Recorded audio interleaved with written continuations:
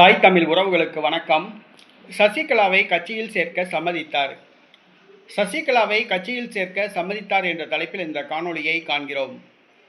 தமிழ்நாடு முன்னாள் முதலமைச்சர் எடப்பாடி பழனிசாமி அதிமுக பொதுச் செயலாளர். கடந்த 10 ஆண்டு காலமாக அதிமுகவில் சசிகலாவையும் டிடிவி தினகரனையும் ஓபிஎஸ்ஸையும் சேர்க்க முடியாது என்று பிடிவாதம் பிடித்து வந்தார். தற்பொழுது ஓபிஎஸ் திமுகவில் சேர்ந்து விட்டார். டிடிவி தினகரன் தனிக்கட்சி ஆரம்பித்து விட்டார். சசிகலா தனிக்கட்சி ஆரம்பித்து விட்டார். இந்த சூழ்நிலையில் எடப்பாடி ஆதரவாளர்களே தற்பொழுது எடப்பாடிக்கு எதிராக கலகத்தை ஆரம்பித்துள்ளனர்.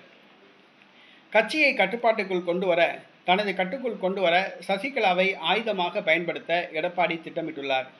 தனது மகன் மிதுனை அனுப்பி சசிகலாவை சந்திக்க வைத்துள்ளார். பேச்சுவார்த்தை நடத்தியுள்ளார். சசிகலாவை அதிமுகவில் சேர்க்க தயாராக இருப்பதாக எடப்பாடி தெரிவித்துள்ளார். ஆனால் சசிகலா தான் அதிமுக பக்கம் மீண்டும் வரப்போவதில்லை என்று தெரிவித்துள்ளார்.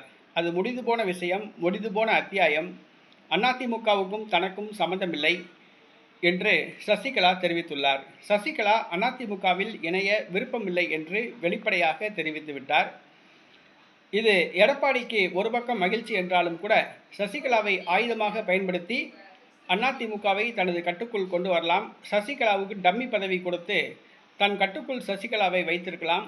கட்சியின் பொருளாதார பிரச்சனையை தீர்க்கலாம் என்று கனவு கண்டார். ஆனால் சசிகலா சம்மதிக்கவில்லை.